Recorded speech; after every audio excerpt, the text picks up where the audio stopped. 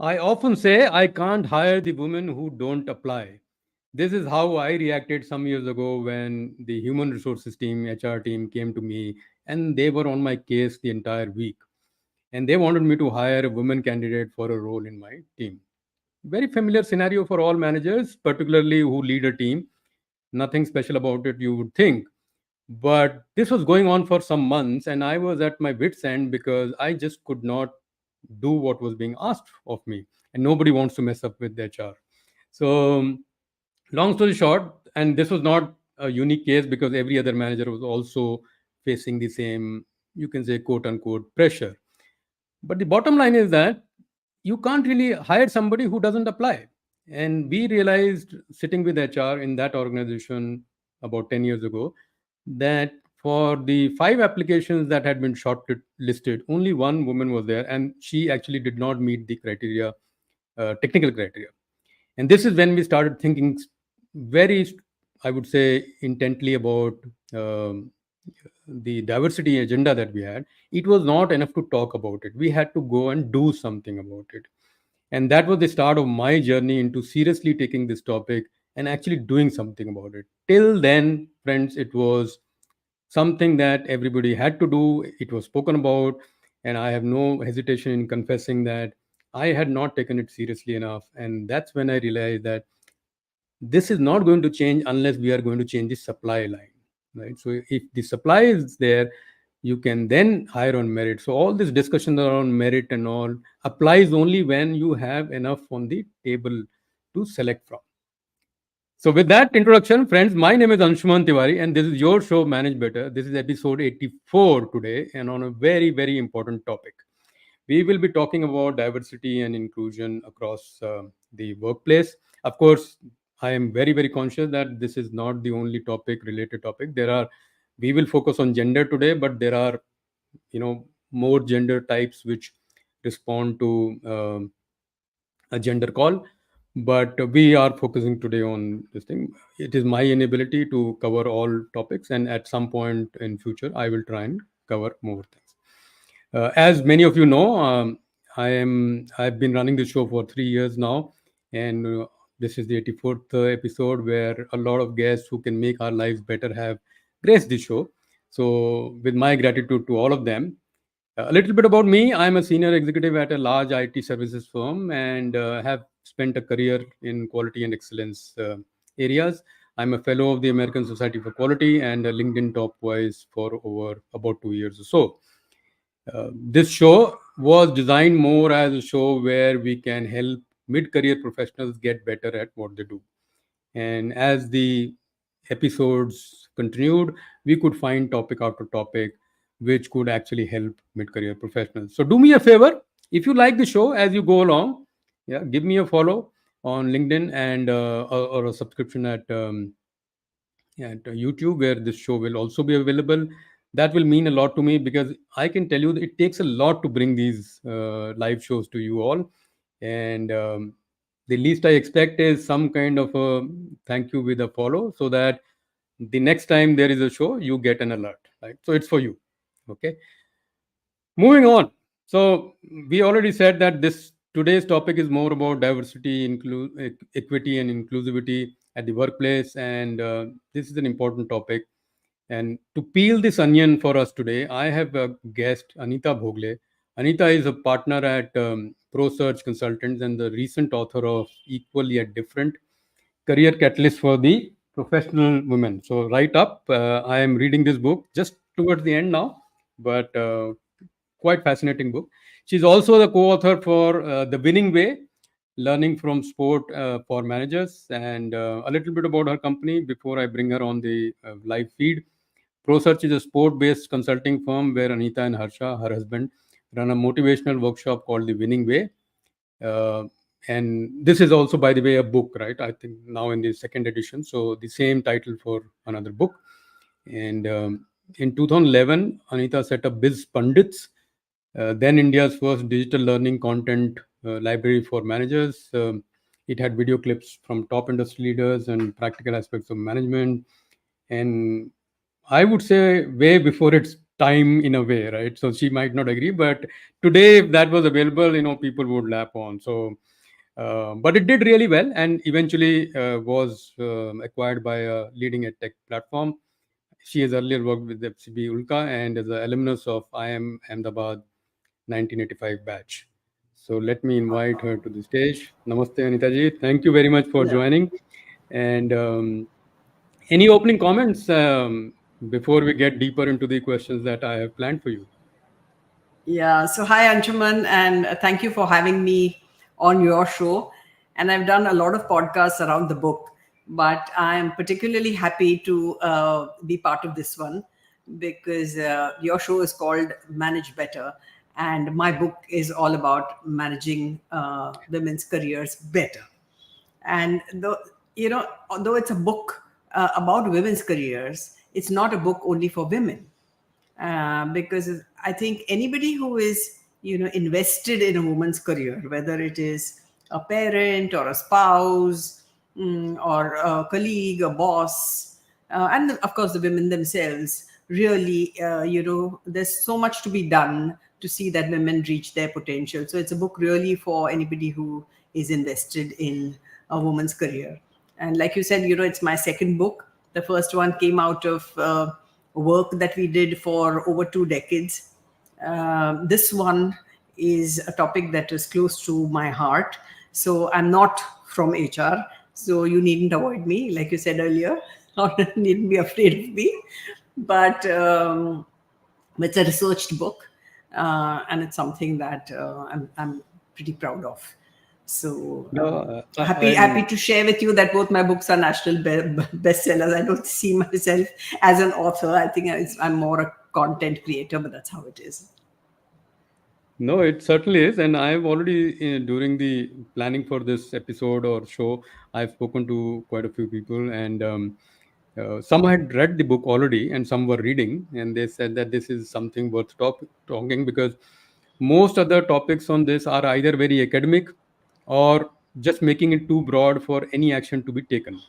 I'm particularly glad that while there is a temptation to broaden the topic and include all gender types and make it very uh, all encompassing, but that becomes politically correct, and you actually forget the point. The point is that Yes. women's issues at workplace are still serious topic. We haven't solved it, so extending it way beyond sometimes can get us a little bit distracted. So I'm glad you mentioned this upfront. And just as you talk, there will be somebody who wants to reach out, reach out to us. No worries. Okay, so we get a little deeper into the topic, Anita. And like I said during the for the show, this event or this series entirely, I can't any longer call it series because it is 84 episodes. So Yes. maybe, Congratulations. no, It's, no, thank you. But it's significant. Yes. yeah, it started more like an accident that, what do you do during the pandemic? And we all had a little more time than we knew how to use. No, And it's a even though nice I way to give back, especially since you are a coach, a mentor, to give back to people, because a lot of people have, I mean, these are turbulent times, and it's nice to give back to people who are kind of stuck in their careers and don't know where to look. Sure. Thanks, ma'am. So we will try and peel the onion more in a why, what, and how format, and Okay. probably more around why and what. The how is a little bit more specific, so that may need advisory. And those who are listening to us today, do check Anita's profile on LinkedIn. And if you like her work, do follow. She's also available for more such conversations in your organization. So if somebody is listening and wants to reach out, that's the way to reach out. So that's upfront itself. But we will, and that's where the how comes in, because that is context specific and may differ from company to company. So getting started, uh, this one question, and in the story that I narrated, which is a very true story for many people like me, that we are as managers, as senior managers, under some quote unquote pressure to hire more women candidates, but we can't find enough candidates most of the time. And this is slightly, I would still say, an India specific or developing nations problem, because I run teams in other countries as well. 22 or more countries, but this is not so much the case in other countries which are more developed or advanced in some ways. But focusing on your research, which is primarily in India, why do we even need to discuss diversity? One view that I've held and heard for some time, and my views have changed, but we'll come to that later. That nature should take its own course, and equity will happen when it has to happen, if it has to happen. So why are we mere mortals, human beings, trying to change the course of history and how God or whatever we else we believe in want to? Why do we want to change that? So, anything on this before we, get a little deeper into peeling the onion? Sure. So there is a lot that, I also learned while writing the book, because, like I said, I'm not somebody who had anything to do with diversity and inclusion. So there are two realities. On the one hand, if you go to any campus, any business park, you get the feeling there are enough women there, right?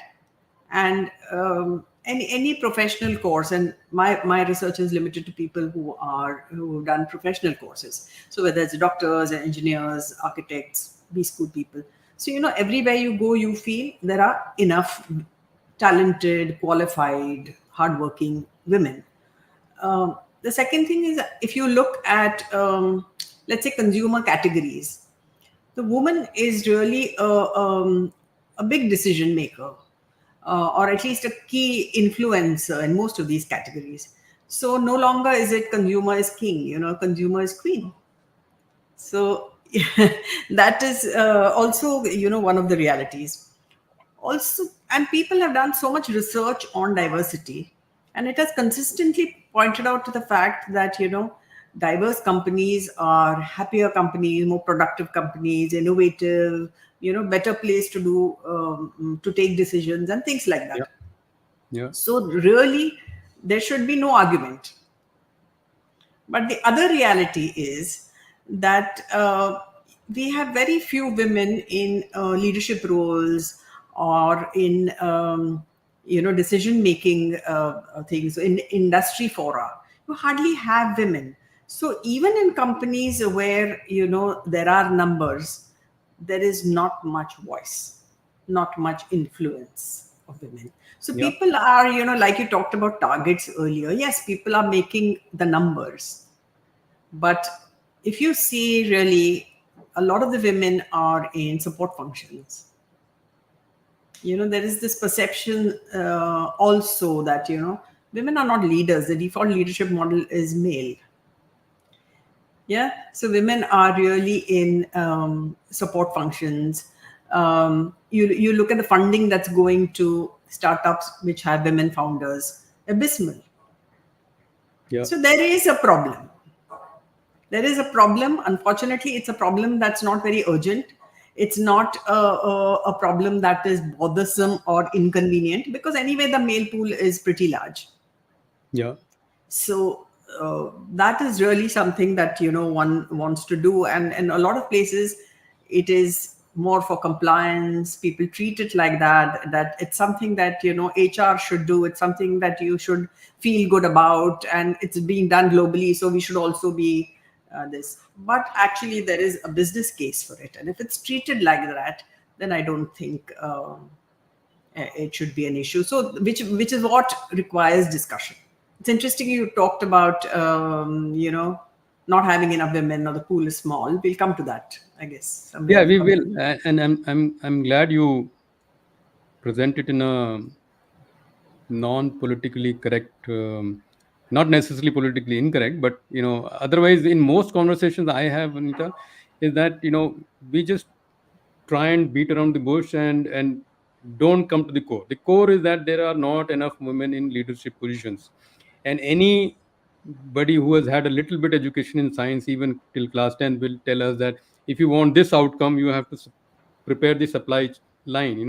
If there are not enough Yeah. women in the junior positions, middle position, and you don't clear the way, there will never be enough women in position. And this has happened in history with other, I would say, situations where either people with limited resources, poor education, from non-metro cities, and so the same story actually repeats, if Yeah. you see. And you have the winning way, the work that you do, the coming in of, even in the men's cricket team, for example, the coming in of the non-metro players opens the door. So in many ways, that is the same moment that we have for women in leadership roles.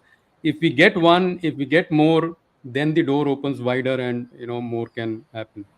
Absolutely. So You need more yeah. role models. You need women need to believe that it's possible. They need to really see other women at the top. Oh, absolutely. It's more than possible, Anita. I'll tell you, I have had a few managers in my long career. If I draw a list of top five, the top four are women: Chrissy, Gillian, Kat, and Pankajam. So there are the top five are in the top five. The top four are women. So there is a merit case, definitely. But just some in the audience might think I'm an isolated case, so we will come to more examples later on. But I totally get the reason. So for the audience, those who are watching this live, take a moment to check Anita's profile, and if you have some love left, my profile is not too bad. You can you can try that as well. And the reason I keep reminding everybody is that we are all trying to make our voices heard in a very crowded space. And if you like this, that's the return gift that we want from you. So, moving with the question, Anita, what are the issues you have seen? And you have both worked in this space, even though you keep repeating that you are not from HR, which we will take it for now. But during the research for the book itself, there must have been a lot of women you would have talked to at various stages in their career. I read through Yes. the chapter where you have described that. So a little bit on that, so that we make this real. I don't want somebody to go back from this session saying that, oh, she must have spoken to five people, or some experienced person's anecdote. Or suppose I write on diversity. I mean, I may have managed large teams, but I really haven't hired enough numbers, statistically significant numbers, to draw any conclusions. But you have, right? So anything on that before we get into the question around what are the issues really that you face? Yeah. So I spoke to about 90 professional women, very in depth interviews. Luckily, I had access to them. And that is one of the reasons I wrote the book, because I thought, if I have access, and now there is a pool of, women who've done well, or qualified at least, I should do this for the next generation. So about 90 plus, around 90 women, a little more, not less. Some DEI experts, HR people, leaders, both men and women. So I had in-depth interviews with them, and I did all the research myself, so it is all in my head, and that's how I kind of approached it. And people from different segments. So I actually looked at the very young women, people who started off married, unmarried, with children, without children, leaders, people who made it, people who could have made it but didn't for whatever reason. So all kinds of profiles, really. No, and And the each reason. time I was like, very, very upset or bothered. And many of the interviews were enlightening. Many of them were very sad. But it really moved me to know and to learn so many things that, we are normally not aware of. Or we are not willing to accept. Yes.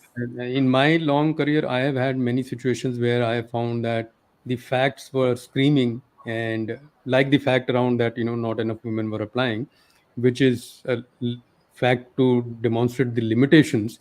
But there were other situations where the women managers in my teams were doing far more work but getting paid lesser. And that's another topic we will come to. But these are facts that stare at us, and we choose to ignore. And the Yeah. other fact, of course, is that while some companies today have 30%, 40%, 50% women in workforce, almost 90% of them are in within 5-year experience category, so freshers. and that is a reflection of our education system, where women or girls are, getting educated and coming out and then available. Not so much a reflection on just the organizations, because the organization task is to take them up, not to just bring them in. So which is where I think organizations are quote unquote failing. I mean, they are of course not failing. They are doing what they can, and they can do more. Everybody agrees, but it's not enough. Yeah, but it's not only organizations. We could focus on organizations today, Anshuman, but every woman I spoke to said that the challenge at home is Hmm. greater than the challenge at work, because in workplaces you have rules, you have compliance, you have targets, and policies and stuff like that. What happens at home, nobody knows, and unfortunately Hmm. women don't have the kind of support that is required. There's a term in my book, mentally feminist, which one of my respondents talked about, and to a large extent, all of us are mentally feminists, men, women, everybody.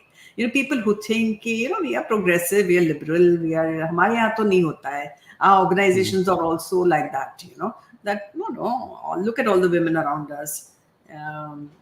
They're equal to us, Yeah, yeah, but yeah, it's not yeah. really like that. You scratch beneath the surface, okay, it's not like that. And that's probably where I'm in a little bit of a confession and admission mode, where I said that, very often we are just politically correct and just say the right things. After some training and exposure and orientation, we all know what to say in what situation. And whenever put in that situation, we just say the right things, and that day is over. We'll see another day, and and move on.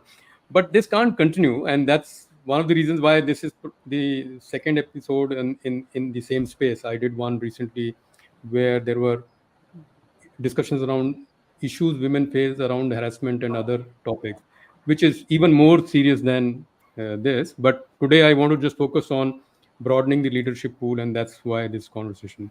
Sure. So, and this is a good reminder to everybody who's on LinkedIn or YouTube. You can ask your questions. Anita ji will take your questions in a bit. So, if you leave your questions, the earlier you leave a better question, the larger the chance that you will get heard. So the way to type, in case you are new to the show, the way to share your question is to type it in the comment box on LinkedIn and YouTube. Okay. So go ahead and do that, and in a bit we will take those. So coming back to the logical next question, what are in your research, and of course more than the research, because you've been in this space for longer. What are the issues you have seen in workplaces that confirm that we are living in an unequal world? Yeah. And I've chosen the word unequal very carefully. I didn't want to skirt around the issue. And again, we use a term which we shouldn't, but you know what I mean. The world is unequal, and we are all party to it. But what are the issues? What are the symptoms? If this is the malaise, this is the disease, then what are the symptoms? You know, most articles on this topic refer to the glass ceiling, and I particularly don't like that word very much, because you get the feeling that somebody's stopping you from doing things, that men hate women, they don't want women in the workplace. This is not true at all. So I'd rather say it's more to do with unconscious bias.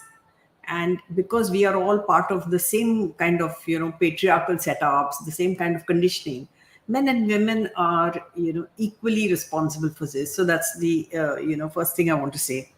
But having said this, there are a lot of perceptions in the within organizations that come in the way, really.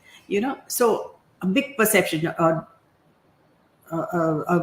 quite a wrong perception, is that women focus more on work-life balance, that their attention is more on the home, and therefore their focus at work, will not be the same. So the reason I named my book Equally Yet Different is I strongly feel that women are absolutely equal on ability and ambition. There is nothing wrong over there. It's really the conditioning and the challenges that are drawing them back. So this perception that women are not so focused, they're looking for softer assignments and things like that. Those things are maybe true, so to a certain extent, in the sense that obviously when women have children and they have young children, they don't want to travel so much, or they don't want to work long hours. Unfortunately, this perception extends far beyond this childbearing age, so it starts too early. So as soon as a woman announces a pregnancy, somewhere, people start saying, oh, a bit she's going to move out of the system. And I've had women say, the day I was pregnant, or the day I announced my pregnancy at work, was the day I stopped being talent for my organization. Hmm. And that's a very strong way to put it, you know so Yeah. and even after women come back from maternity leave, they're still kind of sidelined and given unimportant, yes, not very demanding, but unimportant kind of assignments. I feel that, somewhere it needs to be, this decision needs to be co-created, because today's women are quite smart. They have good support systems, and they manage to do that, and they know what it takes to have a career. So this kind of perception, and a lot of times this is like, goes under the head of, or this thing of corporate kindness or benevolent sexism, where the Hmm. organization, with the bosses, with the HR people really believe that, this is what they want, and we're actually doing them or helping them stay in their jobs.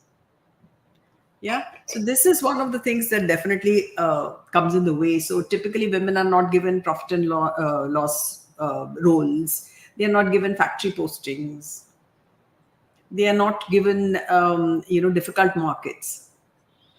The problem with Hmm. all these things is, unless you've done the hard yards when you're young, you become a very weak leadership candidate.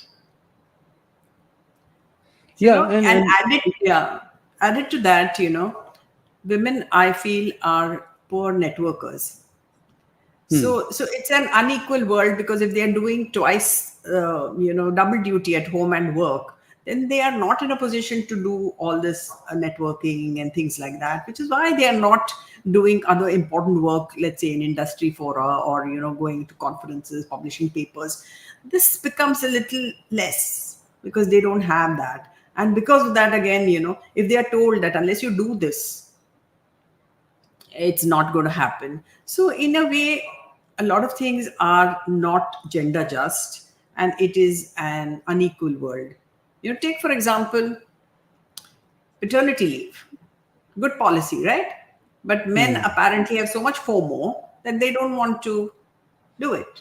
They don't want to take paternity leave. Now, Yeah. actually, paternity leave helps a woman go back to work, and the child also settles with one parent. But nahi hota hai. So that, Yeah. and then wage gap, and seeing women as secondary bread earners. I mean, not only does the organization see women that way, but women themselves see themselves as secondary breadwinners. Somebody said to me, my salary is like jam, and my husband's is bread and butter. So all these kind of perceptions really, come in the way, and women don't invest in themselves in all these skills, and that again is comes in the way of their career. So thoda plateau ho gaya, to nobody wants to stay in the job. Yeah, and this is a very real issue, and all people like me, at least in corporate roles where we have the influence and the quote unquote power to change things, have hesitated to change it. I mean, personally, I may have tried to change the situation, but I am very aware that my personal contribution is not going to change the world. It might make a small change, and if there are more, and that's one of the reasons why I arrange such topics for these kind of talks. That even if out of this one, two, three people change their point of view, that will benefit maybe 5, 10, 15 women leaders to emerge, and 5 years from now, at least those women leaders will be candidate for leadership positions. And then that merit question can certainly come in, that once you've given the right opportunity and equal opportunity, like you said, in PNL roles, in difficult markets or in factory roles, then you say that, oh, we did all this and she's not up to the mark, we have a better candidate, man or woman, irrespective. That's a different debate, and maybe I'll be glad if we are having that debate maybe 5 years, 10 years than now, than this Yeah. opportunity debate. We have some comments from Rajan. Yeah, I think he's hitting a very raw nerve. Women can take care of home and work equally when Yeah. men escape from home on the pretext of work pressure. I get you, Rajan, and I'm sure nobody disagrees. But most men try and avoid this topic because we all know that women of the house do much more, and this is just a brutal reality, especially in developing countries. And from that point of view, India is very much a developing country. We might have other indicators which are a little ahead in developing country list, but on this one, we are far uh, lesser. We'll take one question, Anita, if Apart you from are. this, Anshuman, let me just step in for. Apart from not, sharing the load at home, I think people working long hours, which is today's Hmm. reality. We are having this debate about 70 hours plus and whatever. The longer men work, the more difficult it is for women. Oh, You know, absolutely. I think so yeah. I'm keeping an eye out on the queen of the house if she's listening to this conversation. So that is also a reality. It's not like, only the men are to blame. Even the culture within organization is to blame. If you expect people to work that long, who manages the home? Who looks after the children? Well, absolutely. I think the only point I make, Anita, and I've said this in multiple forum earlier, that while we can blame and crucify culture, but culture will not change on itself. So we will have to do something to change that, right? So it's probably, I wouldn't say easy, but convenient to blame culture, society, system, and everything else, and neighbor's dog, like I say. But eventually, changes with us. We can only be take control of the change that we can do. For example, once I did realize that the supply chain and the story I narrated earlier during the opening of the show, I actually started insisting with HR that I am not accepting any shortlist unless you give me at least one third of the candidate as potential candidates as women. So I'm not taking the shortlist. So you have to bring that. Then we will see whether someone makes it or not. I did start enforcing. There were candidates, and I'll probably name. There is a fantastic lady in my team, not the current team, but has worked for me earlier, Shalini, and she was very very concerned about returning to work from maternity well ahead of the due term that was available to her, which is 6 months now as per government law. And the only reason she was like that was because she was fear that she will fall behind in the race. And it took all the might of HR and me included, and both together, to convince that you are not falling behind in any race. We will take care. So these are the moments that kind of make you. Okay. Moving on, we have some questions. So let me take one from Vikas. Uh, we can't see his name on the screen, but I know it is from Vikas Dhal. Uh, he says that I have had situations where women managers are hesitant to hire women employees due to working conditions and timings. Is it even true? Did you see this in your research, or if yes, then why? Why such a thing? Yes, yes, I did this. I did Mm. find this. And there are two reasons. One Mhm. is a genuine issue. Yeah. So a lot of times what happens is you will find that women in senior positions who made it to the top um, could be people who are single, could be people who have no children, and Mm. if they have other women who have family issues or not enough support, then people expect a woman to be more empathetic towards another Mm. woman, but she has a job to do, she has targets to. So depending on the job it is possible. But the other thing also happens in that I said earlier, that the leadership model is male. Mm. And so women leaders or leaders who are women struggle with leadership styles. So if they are seen to be too accommodating, people think agony aunt hai, mother hen. They want Yeah, to yeah, yeah. see, they want to prove that they are very fair. And which And is why, they come hard on other women to show that, I'm not partial. I'm a woman, but I'm not partial. So it's a difficult situation because The yeah, the burden of society and legacy is also very heavy, Anita, because, like you said, the leadership default model is male model, and it is not only male; it is a white male model, it is. and that is a burden men leaders carry. And I have seen many colleagues of mine who are Indians, moved abroad, are settled in more advanced locations, and their stereotype is so different that they then tend to treat other Indian colleagues differently. And Correct. the same happens to women, so I'm this is not about gender at all, this is about human psychology. Absolutely. And because the women, like we Vikas was explaining, and you added to it, that because they now have that burden of living the legacy, that stereotype, they try and become somebody else and lose the advantages that they inherently have of being quote unquote caring, having empathy, and more understanding by nature, Absolutely. which is a genuine feminine advantage, which gets lost because the same women are trying to be men. And men don't have these advantages at all, and they may have other advantages, but certainly don't have these. I had Okay. a senior woman leader say about Mhm. another leader that she is an alpha male in a sari, I have and been in that those reflects, kind yeah. I've been in those kind of rooms where uh, I mean more women leaders talk about other women leaders and complain about them because of this huge disconnect and trying to be somebody else at all times. But So it beats and the that's a whole idea reminder. of diversity. Yeah, it beats the whole idea of It diversity. beats the I whole idea. strongly believe that the sisterhood can play a very, very good role because, finally women believe that only other women can understand their situation. Uh, so, if there's somebody who's been there, done that, it can be she can be a big role model. Unfortunately, it doesn't. Women are not natural allies of other women.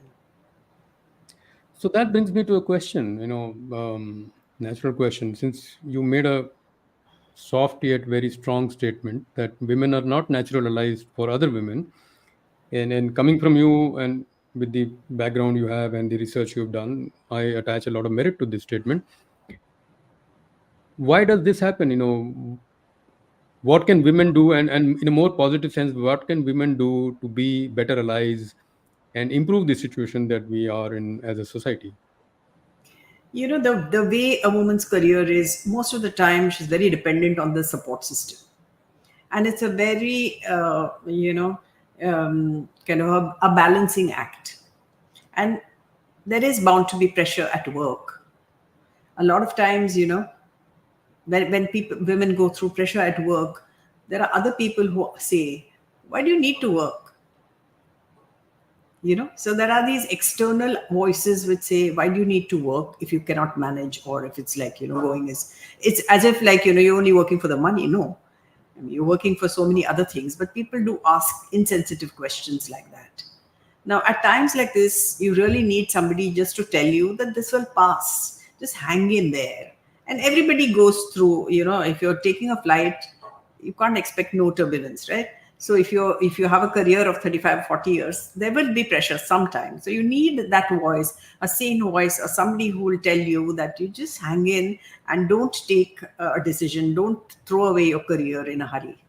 And that's where the sisterhood really should come in. I feel that's a big role that women can, apart from being great role models, apart from giving them a voice, because it's a minority syndrome. If you are very few people in the conference room, the boardroom, then people are hesitant to talk. So it's in everybody's interest to make the numbers grow. Yeah, and just to make it a little more real, from my corporate experience of some years now, I've had situations, Anita, where the women in the room said that, when the opportunity to travel for like 2 weeks, 4 weeks, 6 weeks came, and for some time I was heading a consulting team where, by default, there will be 2, 4, 6, maybe 10 weeks of travel, sometimes even longer, like deputation to another country and so on. And the women in the room will cancel out the names of other women. And I had to intervene. I said, why are we assuming this? Let's Yeah. ask her.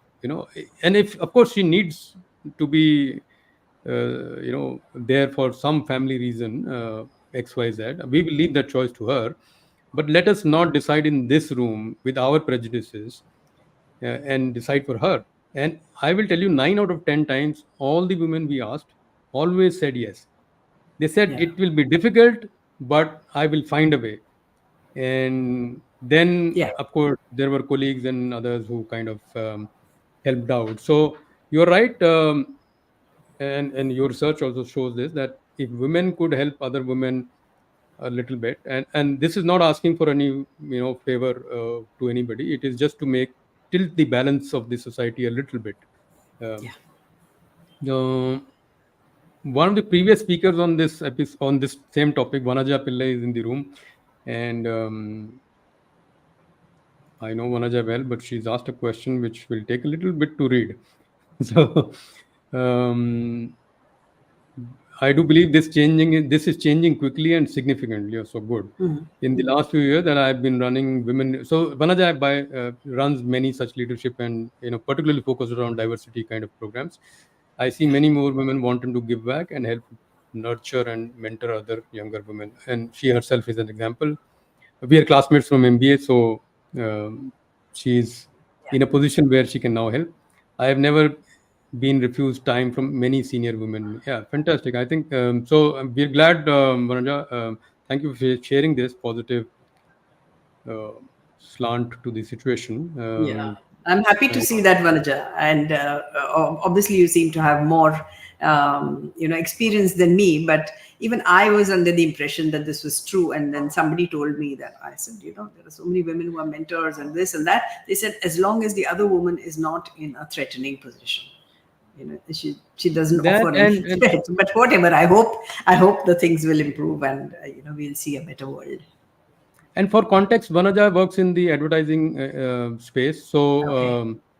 by I think by from historical context, there have been more women in that space. So this problem is not acute, but yet again, there also, when Vanaja and I have spoken about this earlier, there are not enough women at the top in that sector as well. So even though the supply line is probably better than other industries comparatively, but still that you know the seat at the top is still waiting for many women leaders.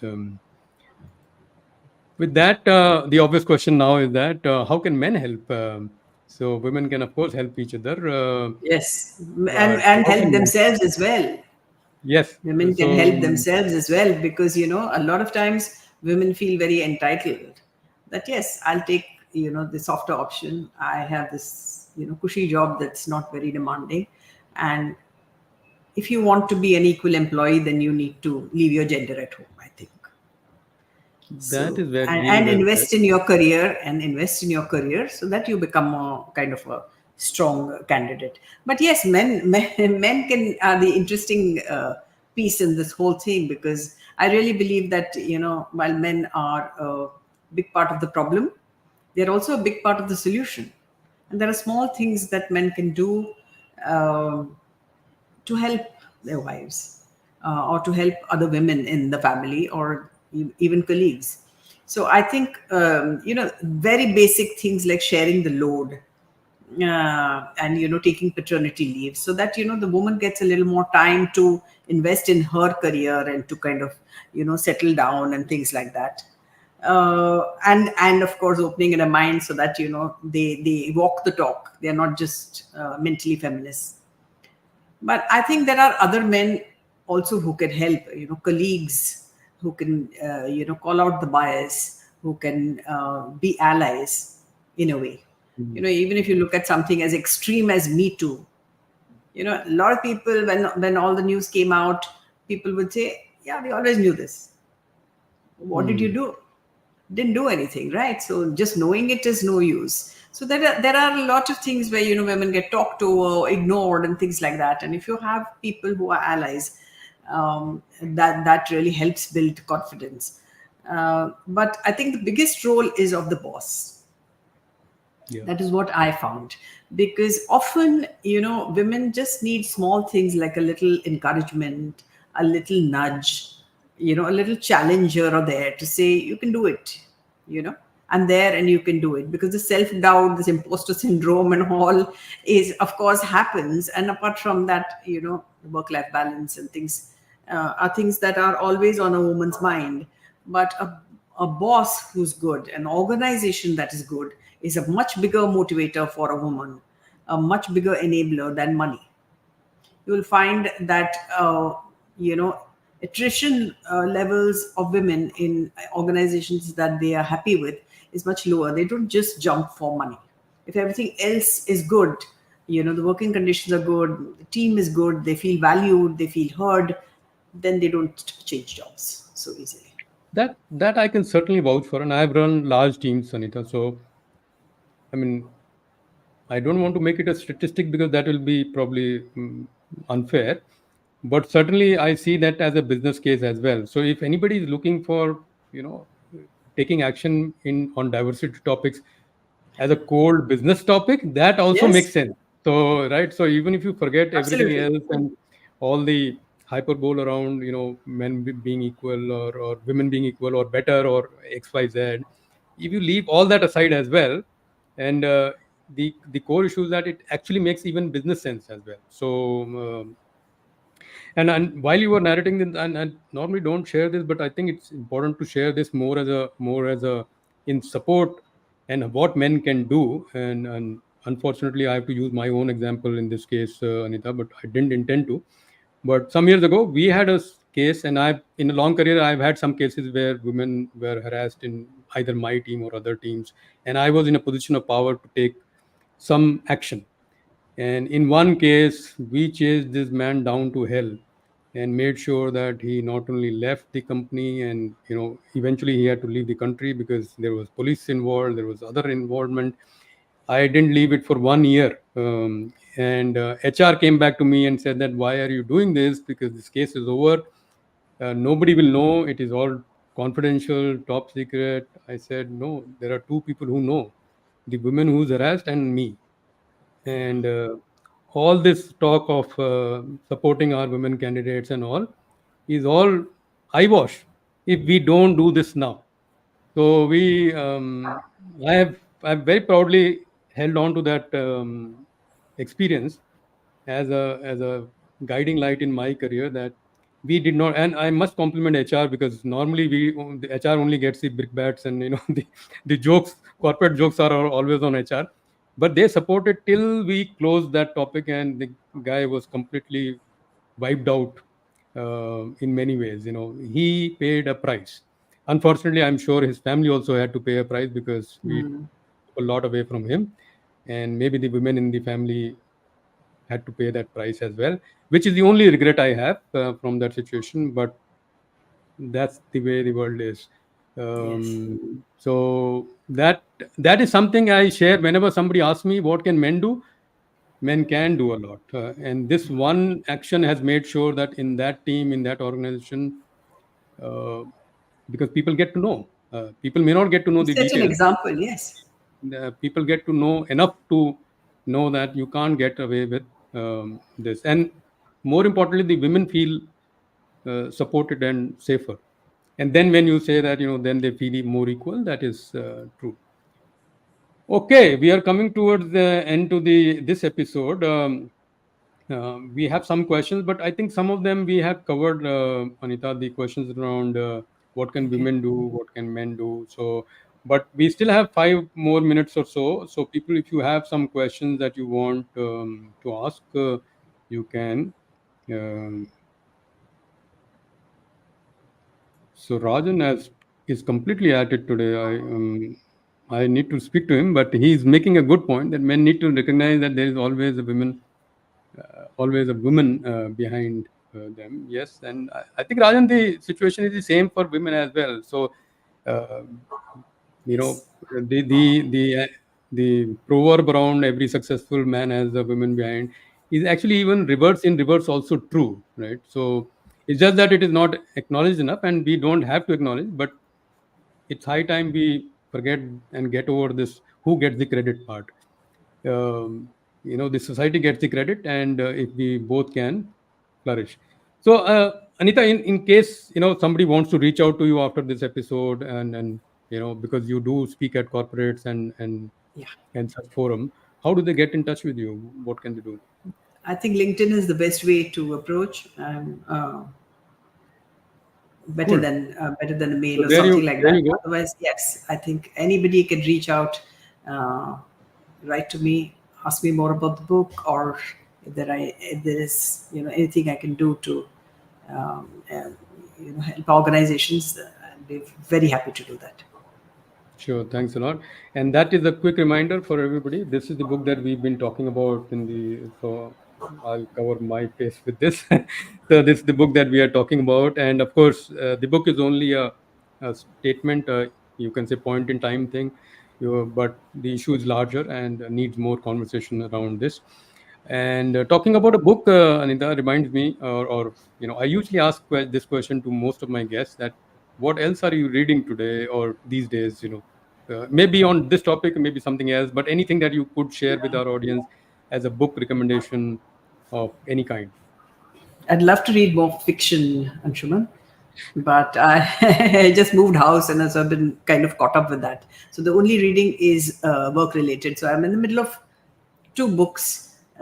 One is interestingly called The Authority Gap, Hmm. and it talks about why women are taken less seriously than men. So it's an interesting thing because it has a lot Hmm. more cultural nuances. The other one is maybe you read it, Ginny Rometty's Good Power, Yeah. which again is an interesting book. Her journey has been quite interesting. So I'm really in the middle of these two, but nothing more. And I don't have to tell you what am I reading, because Yes, I'm very happy about that. I'm very happy so about that. but That's the talking of best fiction, feedback actually I've received, that yeah, every man and every leader must read the book, because it is women in a are way. always looking for things to, trying to figure out what to do with their careers. But this kind of sensitization that is required is, if you manage to do that, then it's great. Anita, if this is a fight, this is our fight, all of us, Yes, right? So absolutely. nobody is winning this alone, and it will not be worth winning if it is alone. So that I am very clear about, and that's the reason why I am trying to bring these topics to the table and talking about them in a little bit more naked way, in the sense that, like I said earlier, we often discuss it in such a sandwiched way that the core point is missed. And I will do more of these, more in this series. And Vanaja is thanking us. Oh, thanking me actually. So thank Yes, you, Vanaja. yes. Doesn't come often from Vanaja, a good friend. But okay. So pretty much toward the end, there are some questions, but two of them are again on the lines of the what can men do, what can women do, which we have already discussed. So we will try and close this, Anita. And any closing comments or anything that you want to share as summary for our audience, and then I'll try and close. Sure. So the whole effort is to see that women stay in their careers, and they make it to whatever level they deserve and achieve their potential. So my only this objection to the last bit that we discussed is I'd rather not call it a fight. Sometimes I think it tends to become one, but it's just that we are all victims of conditioning, and I think it requires more sensitization than activism. It's not a us versus them kind of a thing. It's just that you need to sensitize organizations and society and people and families to the fact that women must be given their due, and they can only do that if everybody is willing to share the load, everybody is willing to invest in her dream as well. She dreams as much Yeah, as anybody else. So if that can be done, then I think we are on a good way to uh, make the world more just, at least a gender just place. So totally. And we need more allies like you, more ambassadors like you, Anshuman. So more power no, to no, you. I'm always there. I'm totally convinced. For some years, I didn't start this way, and I've been the first one to admit that It took some experiences to figure out, and deeper inquiry to figure out that this is not going to change by wishing that it will change. In whatever small way we can make the change, we should. And thank you for the schooling. And I'll choose my words carefully. This is indeed not a fight, but like I said, if it is one, it's for all of us. We are all Yes, in it, yes. right? So with that, I'll wrap up the episode today.